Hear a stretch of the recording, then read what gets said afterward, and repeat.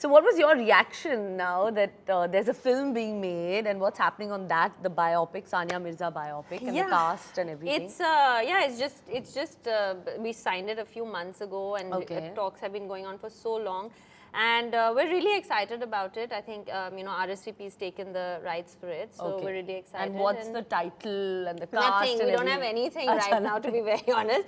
And we're just like trying to see who kind of fits. And, there's so many things that and you're going to be involved in like the story and the journey. Yeah, it's going to be a whole mutual thing because I need to sit down with the writers, and obviously because I feel that, even though I wrote an autobiography, I feel that a lot of people don't really know what actually a sports person sort of goes through. They always see the glitz and the glamour and the red carpets, but they don't actually see the hours of hard work that goes into it, the sacrifices your parents make, financially, whatever it is. Yeah, of course. Yeah, so I'd like to be a active part in it. Of course, lovely. We're looking forward to that. So Sania, many industries don't pay, obviously, as you know. It happens in our industry as well, in the film industry, men and women equally. So what is the scene like in, the women's sports world in tennis?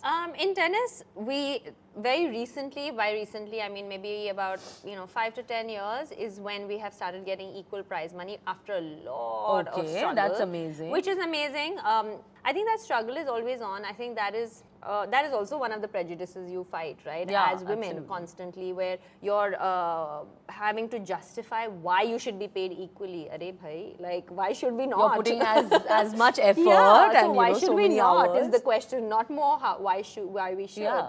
That fight sort of is always on, and hopefully we'll reach a stage where we don't have to give an explanation as to why we're getting paid equal. Yeah, absolutely. What are your views on the fact that I think the viewership in terms of women's sports is very different. The male sports obviously is a lot more. So what I think it depends sport to sport. So to say, for example, they said that the Wimbledon final, when Serena was playing, was sold out 1 week before. Yeah. That they played the match. And so I think that it just depends sport to sport. Obviously, cricket, the male sport, the male have a lot more viewership. And especially in India. Yeah, especially in India. So I think it just depends really from sport to sport. But I think that a lot has to do with the promoting women's sport as well.